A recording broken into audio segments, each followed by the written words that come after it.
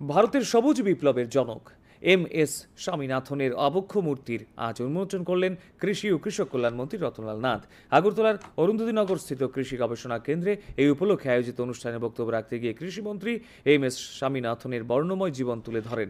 স্বামীনাথনের চিন্তাধারা আরও বেশি করে কৃষিক্ষেত্রে প্রয়োগ করার উপর গুরুত্ব আরোপ করেছেন তিনি। অনুষ্ঠানে কৃষকদের হাতে সয়েল হেলথ কার্ড প্রদান করা হয়েছে।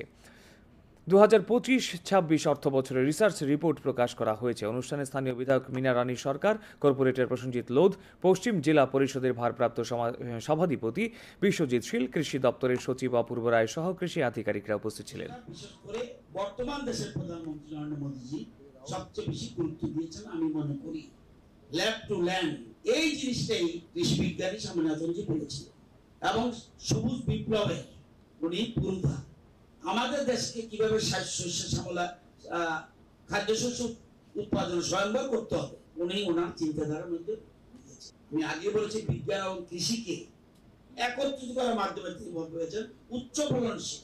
যদি কৃষি ভুল হয়ে যায় তাহলে কিন্তু আর কিছুই আপনি শিল্প টিল্প যা বলবেন মূল ভিত্তি কিন্তু কৃষি।